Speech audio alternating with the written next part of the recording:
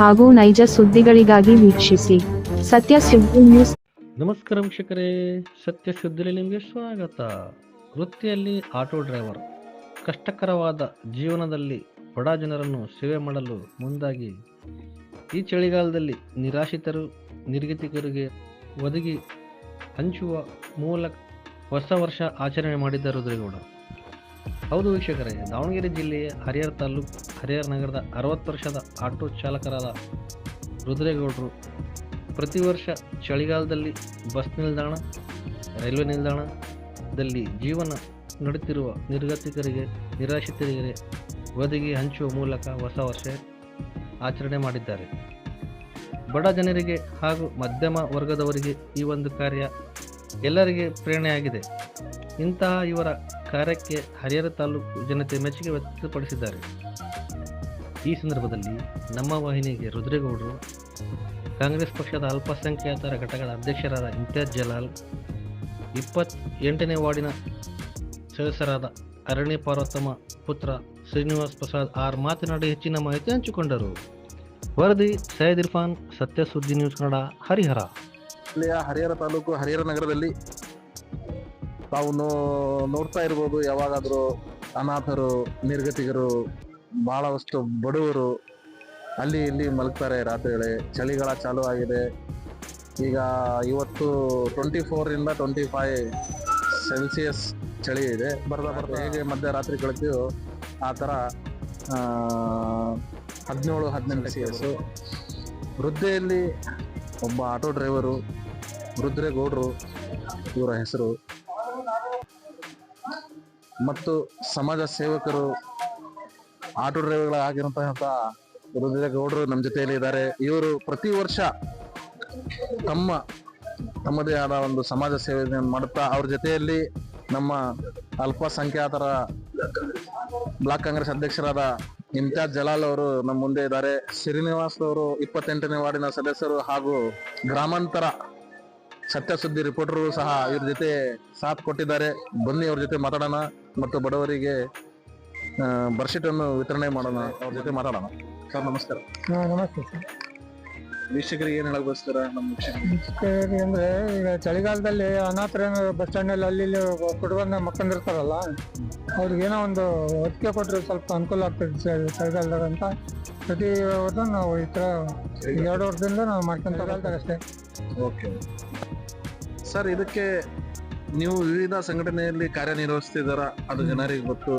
ಏನಾದ್ರೂ ಸಂಘಟನೆಯಿಂದ ಇದಕ್ಕೆ ದೇಣಿಗೆ ಆಗಿದೆ?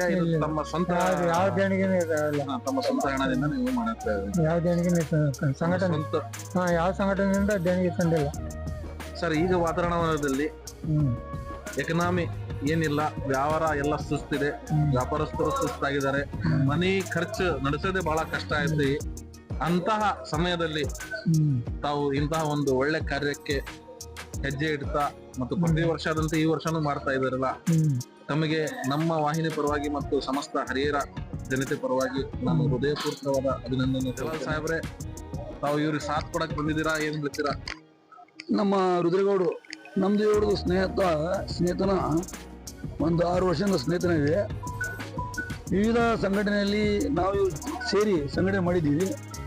ಇವರು ಚಳಿಗಾಲದ ಸಮಯದಲ್ಲಿ ರೈಲ್ವೆ ಸ್ಟೇಷನ್, ಬಸ್ ಸ್ಟ್ಯಾಂಡ್ ಅಲ್ಲಿ ಅಲೆಮಾರಿಗಳು ಜನ ಇರ್ತಾರೆ, ಫುಟ್ಪಾತ್ ಕುಂತು ಮಕ್ಕ ಮಲಗಿರ್ತಾರೆ ಅಂತ ಬಡವರಿಗೆ, ಭಿಕ್ಷುಕರಿಗೆ ತನ್ನ ಸ್ವಂತ ದುಡ್ಡಿಂದ ಯಾವುದೇ ವಿಡಿಯೋ ಆಗಲಿ ಯಾವ್ದಾರ ಪ್ರಚಾರ ಆಗಲಿ ಮಾಡಿಲ್ಲ. ಬಡವರವರು ಆಟೋ ಚಾಲಕರಾಗಿ ಯಾವಾಗಲೂ ರಾತ್ರಿಗೆ ಏನ್ ಮಾಡ್ತಾರೆ, ನಮ್ಗೆ 11 ಗಂಟೆಗೆ 12 ಗಂಟೆಗೆ ಫೋನ್ ಮಾಡ್ತಾರೆ, ಬನ್ನಿ ಇಮ್ತಿಯಾಜ್ ಅವರೇ ಬನ್ನಿ ಹೋಗೋಣ ಅಂತ ಹೇಳಿ. ಕೆಲವರು ಮಲಗಿರಂತ ಆಟೋ ಫುಟ್ಪಾತ್ ಮಲಗಿದ್ರಂತ ರೈಲ್ವೆ ನಿಲ್ದಾಣದಲ್ಲಿ, ಬಸ್ ಸ್ಟ್ಯಾಂಡ್ ನಲ್ಲಿ, ಫುಟ್ಪಾತ್ ನಲ್ಲಿ ಬಡವರು ಬಿಗರು ಭಿಕ್ಷುಕರು ಮಲಗಿರ್ತಾರೆ. ಅವ್ರನ್ನ ಎಬ್ಬಿಸಿ ಅವ್ರಿಗೆ ಬೆಡ್ಶೀಟ್ ಈ ಚಳಿಗಾಲದಲ್ಲಿ ವರ್ಷನೂ ಇವರು ಮಾಡ್ಕೊಂತಾನೆ ಬರ್ತಾ ಇದ್ದಾರೆ. ಇವರು ಆಟೋ ಚಾಲಕರು ಆದ್ರೂ ಕೂಡ ತನ್ನ ಸ್ವಂತ ದುಡ್ಡಿನ ಕಡಿಮೆಯ ಒಂದು ದುಡಿಮೆ ಇವತ್ತಿನ ಪರಿಸ್ಥಿತಿಯಲ್ಲಿ ತನ್ನ ಮನೆಗೆ ಏನು ತಗೊಂಡು ಹೋಗುದಿಲ್ಲ ಜನ. ಈ ಆಟೋ ಇವತ್ತು ಹರಿಯಾಣದ ಪರಿಸ್ಥಿತಿ ಹೆಂಗಪ್ಪ ಅಂತ ಹೇಳಿ ಬಹಳ ಕ್ರಿಟಿಕಲ್ ಆಗಿದೆ. ಯಾವುದೇ ವ್ಯವಹಾರ ಇಲ್ಲ, ದುಡಿಮೆ ಇಲ್ಲ. ಆದ್ರೂ ಇವರು ಆಟೋವನ್ನು ಚಾಲನೆ ಮಾಡುತ್ತಾ ತನ್ನ ಆದಾಯದಲ್ಲಿ ಉಳಿಸಿ ಆ ಬಡವ ಮಗರನ್ನು ಇಂತಹ ಸ್ಥಿತಿಯಲ್ಲಿ ಈ ಫುಟ್ಪಾತ್ ಮಕ್ಕಂತಹ ಭಿಕ್ಷುಕರಿಗೆ, ಅನಾಥರಿಗೆ ಬೆಡ್ಶೀಟ್ ಅನ್ನು ವಿತರಣೆ ಮಾಡ್ಕೊಂತ ಬರ್ತಾ ಇದ್ರೆ, ದೇವರು ಇವ್ರಿಗೆ ಮುಂದಿನ ದಿನಗಳಲ್ಲಿ ಶಕ್ತಿ ಕೊಡಲಿ, ಇನ್ನು ಹೆಚ್ಚಿಗೆ ಬಡವರಿಗೆ ದಾನ ಮಾಡಲಿ ಅಂತ ಹೇಳಿ, ಮತ್ತು ಇಡೀ ಹರಿಹರದ ಜನತೆ ಏನ್ ಹೇಳ್ತೇನೆ ಅಂದ್ರೆ, ಇದೇ ರೀತಿ ಆಟೋ ಚಾಲಕರಾಗ್ಲಿ, ನಾವಾಗ್ಲಿ, ನೀವಾಗ್ಲಿ, ಎಲ್ಲಾ ಜನಾಂಗದವರು ತಮ್ಮ ದುಡಿಮೆಯಲ್ಲಿ ಬಡವರಿಗೆ ಇಂಥ ರೀತಿಯಲ್ಲಿ ಎಲ್ಲರ ಮನಸ್ಸಿನಲ್ಲಿ ಬರಬೇಕು. ಈ ರೀತಿ ಮಾಡಿದ್ರೆ, ಎಲ್ಲರಿಗೂ ಒಬ್ಬೊಬ್ರು ಮಾಡ್ಕೊಂತ ಹೋದ್ರೆ, ನಮ್ಮನ್ನು ನೋಡಿ ಬ್ಯಾರೆಯವರು ಈ ರೀತಿ ಮಾಡಿದ್ರೆ ನಮ್ಮ ಹರಿಹರ ಉತ್ತಮ ಸಮಾಜ ಆಗುತ್ತೆ. ಮುಂದಿನ ದಿನಗಳಲ್ಲಿ ಎಲ್ಲರೂ ದಾನಿಗಳಾಗಬೇಕಂತ ಹೇಳಿ ನಮ್ಮ ರುದ್ರೇಗೌಡರಿಗೆ ಈ ಸಮಯದಲ್ಲಿ ನಮ್ಮ ಸತ್ಯ ಸುದ್ದಿ ನ್ಯೂಸ್ ಅಲ್ಲಿ ಬಂತಕ್ಕಂಥ ಶಾಮೀರ್ ಅವರು, ಸೈಯದ್ ಇರ್ಫಾನ್ ಅವರು ಬಂದಿದ್ದಾರೆ. ತಮ್ಮ ಧನ್ಯವಾದ ಹೇಳ್ತೇನೆ. ಈ ಒಂದು ವಾಹಿನಿ ಮುಖಾಂತರ ತಾವುಗಳು ನಮ್ಮ ಹರಿಹರ ಜನತೆಗೆ ತಲುಪಬೇಕೆಂದು ತಮ್ಮಲ್ಲಿ ಕೇಳಿಕೊಳ್ಳುತ್ತೇನೆ. ಇಮ್ತಿಯಾಜ್ ಜಲಾಲ್, ಅಲ್ಪಸಂಖ್ಯಾತ ಮೈನಾರಿಟಿ ಘಟಕ ಅಧ್ಯಕ್ಷ. ನಮ್ಮ ಗ್ರಾಮಾಂತರ ರಿಪೋರ್ಟರ್ ಆಗಿರತಕ್ಕಂತ ಶ್ರೀನಿವಾಸ್ ಅವರು ನಮ್ಮ ಜೊತೆಯಲ್ಲಿ ಇದ್ದಾರೆ. ಸರ್ ನಮಸ್ತೆ. ನಮಸ್ತೆ ಅಣ್ಣ. ಈಗ ನಮ್ಮ ರುದ್ರೇಗೌಡರು ಮಾಡಿರೋದು ಹರಿಹರ ತಾಲೂಕಲ್ಲಿ, ಹರಿಹರ ಗ್ರಾಮಾಂತರಲ್ಲಿ ಅವರು ಒಂದು ಏನೋ ಒಂದು ಸೇವೆ ಮಾಡ್ಕೊಂತ ಬಂದಿದ್ದಾರೆ. ಅವ್ರಿಗೆ ಒಂದು ನಾವು ಧನ್ಯವಾದಗಳನ್ನ ಹರಿಹರ ತಾಲೂಕಲ್ಲಿ, ಹರಿಹರದಿಂದ ಆಗಲಿ ಎಲ್ಲ ಜನತೆ ಅವರಿಗೆ ಒಂದು ಅಭಿನಂದನೆಯನ್ನ ನಾವು ಸಲ್ಲಿಸೋಣ.